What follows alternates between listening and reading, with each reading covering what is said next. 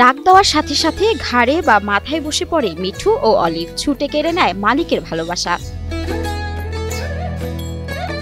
মালিক সঞ্জিদের মাথায় উঠে এদিক সেদিক ঘুরে বেড়ায় অলিভ ও মিঠু। সঞ্জিদ শীষ দিলে তার ঠোঁটে ঠোঁট মেলায় তারা।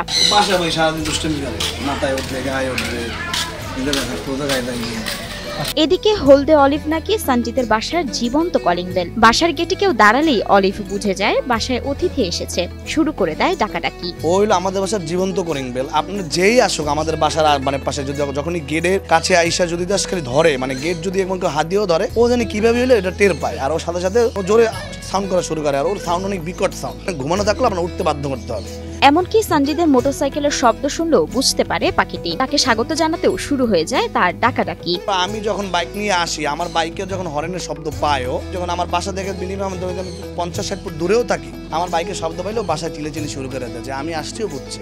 বরিশাল সাগরদী এলাকার ফিরোজ খান সড়কে প্রবেশ করলে শোনা যাবে পাখির কলকাকলি। শালিক, দোয়েল কিংবা শ্যামা নয়, নানা জাতের বিদেশি পাখির সমাহার। কোনটি লাল, কোনটি সাদা, কোনটি বাদামি, আবার কোনটি সবুজ হলুদের মিশেল। এই কলকাকলি আন্দোলিত করে যুবক সঞ্জিদকে।